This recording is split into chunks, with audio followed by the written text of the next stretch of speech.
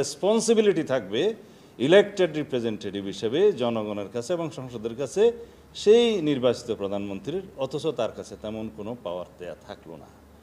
আর সংসদ যখন থাকবে না, অথবা সংসদ বিলুপ্ত হবে, অথবা যে সময় পর্যন্ত কেয়ারটেকার গভর্নমেন্টের প্রধান উপদেষ্টা মনোনীত না হবেন বা নিয়োগ না হবেন, ততক্ষণ পর্যন্ত এই কমিটি ফাংশন করবে।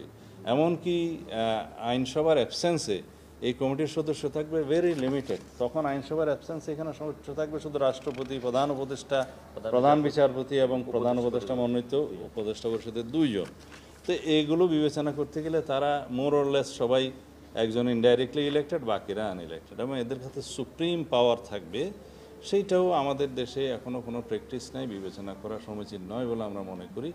আর বাংলাদেশে সবচাইতে বেশি জরুরি হচ্ছে যে নির্বাচনের মাধ্যমে, জনপ্রতিনিধিদের মাধ্যমে রাষ্ট্র পরিচালনা করা, সেটা এনশিওর করা, এবং সেটা এনশিওর করার যেটা আনইলেক্টেড বডি হিসেবে কেয়ারটেকার গভর্নমেন্টটা বাতিল করেছিল এই জাস্টিস খায়রুল হক, যাই হোক, সেইটা যদি বলে যে আনইলেক্টেড গভর্নমেন্টের মাধ্যমে আপনারা এখন টেম্পোরারিলি 90 দিনের জন্য কেয়ারটেকার সরকারের মাধ্যমে নির্বাচন চান কেন?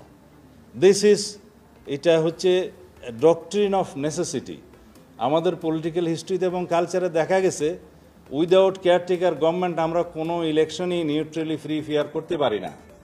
তো সেই জন্য যতদিন পর্যন্ত আমরা সেই কালচারে উপনীত না হতে পারবো, ততদিন পর্যন্ত আমাদের এই ফ্রি ফেয়ার ইলেকশনের জন্য আমাদের কেয়ারটেকার টাইপের গভর্নমেন্টের বিধানটা রাখা উচিত। সেটা আবার এখন হাইকোর্টের ভার্ডিক্টের মাধ্যমে রিইনস্টেট হয়েছে। ইনফ্যাক্ট সেটার জন্যে আমরা 15-16 বছর আন্দোলন করেছি যে তত্ত্বাবধায়ক সরকারের অধীনে নির্বাচনের জন্য। তো এইটা হচ্ছে একটা জনগণের চাহিদা, এবং এটা হচ্ছে একটা ডক্ট্রিন অফ নেসেসিটির মাধ্যমে আমরা প্রমাণ পেয়েছি, এবং আমাদের প্র্যাকটিসের মাধ্যমে আমরা দেখেছি যে আমরা সেই অবস্থায় এখনও রাষ্ট্র হিসেবে উপনীত হই নাই যে যেখানে ফ্রি ফেয়ার ইলেকশনের জন্য কেয়ারটেকার গভর্নমেন্ট ছাড়া অন্য কোনো অল্টারনেটিভ আছে। তো সেই ক্ষেত্রে আমরা বলতে পারি যে এটা 90 ডেজের জন্য শুধু রুটিন ওয়ার্ক করবে। তো এখানে রুটিন ওয়ার্ক বাদে অন্যান্য বিষয়ের ক্ষেত্রে ওনারা যে প্রেসক্রাইব করেছে তার সাথে আমরা একমত হইনি। সেটা দেখা যাবে আরও আলাপ আলোচনার মধ্যে।